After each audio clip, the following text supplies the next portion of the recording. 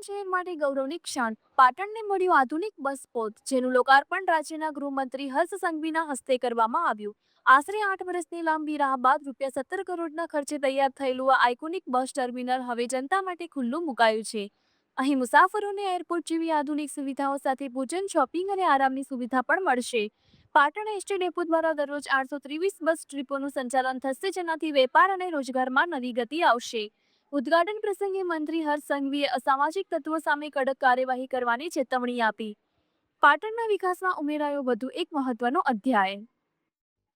અમારા કોંગ્રેસનું શાસન તો આપણે બધાએ જોયું છે ભૂતકાળમાં। અમારું નસીબ સારું છે કે અમે સમજતા થયા ત્યારથી મોદી શાસન આ ગુજરાતમાં હતું।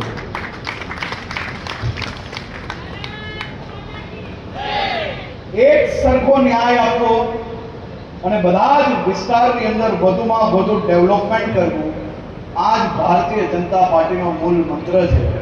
182 વિધાનસભા બાજુમાં જ બેઠા હતા અને બલવંતસિંહજીએ કહ્યું કે અમારા પાટણના નાગરિકોને એસી બસ હવે આપો। મેં એમને કહ્યું છે કે હું હમણાં અહીંયાથી જઉં છું અને જતાની સાથે તમને 2 નવી એસી બસો મોકલું છું।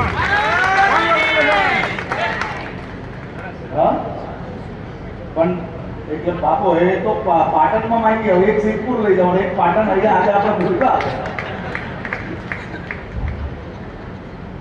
બાપુ તમે આટલા પાટણના છો,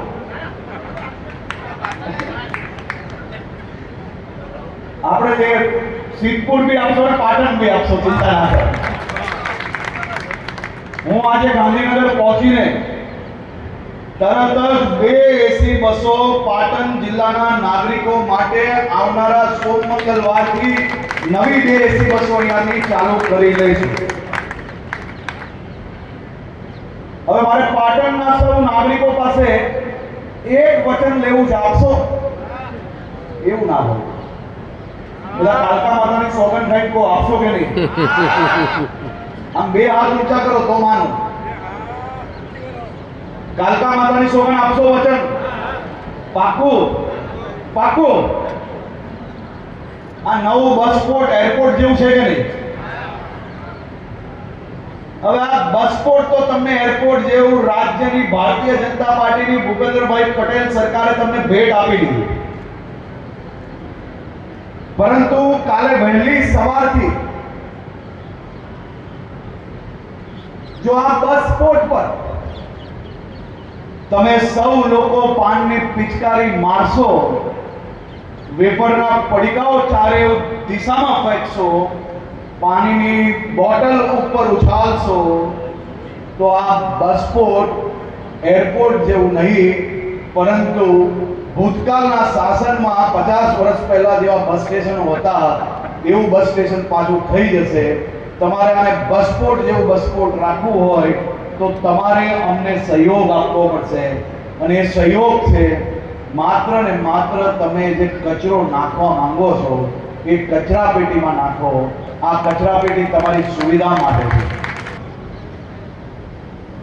જે 40, 45, 45 ડિગ્રીમાં કામ કરતા મારા સ્વચ્છતા દૂતોનું કામ વધારે ને એને હોશિયારી ના કહેવાય, એનાથી મોટો મૂર્ખો આ સમાજ જીવનમાં કોઈ હોય નથી। બાજુમાં કચરા પેટી દેખાય છે, પણ કચરા પેટીમાં આમ કરીને કચરો નથી નાખવો, સીધે સીધું ચાલતા આપણા બાપાનો બગીચો હોય તેમ મન ફાવે તેમ ચારે દિવસે કચરો નાખવો, અને પાછું ઊભા આ માવો ફટકારતા આપણે સ્વચ્છતાની વાતો કરીએ એ આપણે શોભા ના દે। આજે મારે પાટણના સૌ નાગરિકોને વિનંતી કરવી છે કે આ બસ પોર્ટ, તમારા માટેની સુવિધાઓ, આ બધી જ સુવિધાઓ તમારા હકની છે, તમારા માટે બનાવેલી છે। પણ તમારા બાળકો કે આવનારી પેઢી જ્યારે આ સુવિધાઓનો ઉપયોગ કરવાની હોય ત્યારે એમને બી આટલી જ સારી સુવિધાઓ મળી રહે તે માટે તમારે થોડી ઘણી મદદ જરૂરથી કરવી પડશે।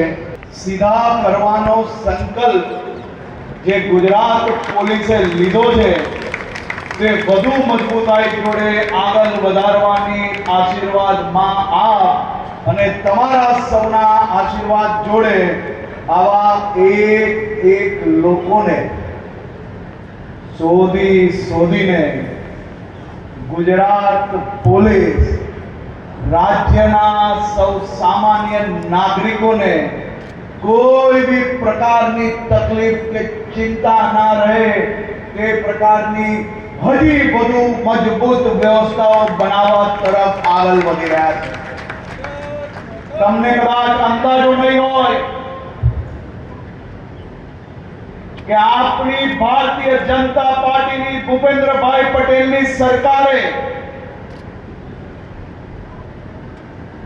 ગુજરાતના ચારે ખૂણે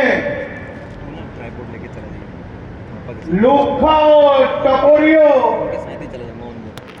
અને અસામાજિક તત્વોના સરકારી જગ્યા ઉપર દબાણ હોય કે ઇલીગલ કોઈ બી જગ્યા પર બાંધકામ હોય, છેલ્લા એક વર્ષમાં 2700 થી વધારે લુખ્ખા, ટકોરી, અસામાજિક તત્વો પાસેથી જગ્યાઓ ખાલી કરીને આપ સૌ સામાન્ય નાગરિકો માટે અલગ અલગ સુવિધાઓ બનાવવાનું ચાલુ કર્યું. 10 થી વધારે જગ્યાઓ પર ક્યાંક પોલીસ સ્ટેશન બન્યા તો ક્યાંક સામાન્ય નાગરિકો માટે પીએચસી, સીએચસી બનાવીને એમની સ્વાસ્થ્યની ચિંતા કરવામાં આવી. આવા લુખ્ખા, ટકોરીઓનો કબજો તો હટાવ્યો, પણ એ કબજો હટાવીને એ ખાલી જગ્યા પર તમારા જેવા સામાન્ય નાગરિકો માટે સુવિધાઓ ઊભી કરી. આવી સુવિધાઓ ઊભી કરવી જોઈએ કે ના કરવી જોઈએ? ખૂણેથી શોધવાનું કામ તમારો આ દીકરો તમારા આશીર્વાદથી ગુજરાતના ખૂણે કરતો હશે. આ 31મી તારીખે દેશના વડાપ્રધાન, આપના નેતા અને સર્વત્ર લોકપ્રિય નેતા શ્રી નરેન્દ્રભાઈ મોદી જ્યારે ઉત્તર ગુજરાત આવી રહ્યા છે અને આ રાણીની વાવ આજે બી દુનિયાભરના લોકો જોવા આવે છે, પણ આ રાણીની વાવમાં એક વધુ ઉમેરો થઈ રહ્યો છે. 3D મેપિંગ શોનો ઉમેરો 31મી તારીખે દેશના લોકપ્રિય પ્રધાનમંત્રી આનું લોકાર્પણ કરશે અને લોકાર્પણ જે દિવસે થાય ને ભાઈઓ, આખું પાટણ 31મી તારીખે ત્યાં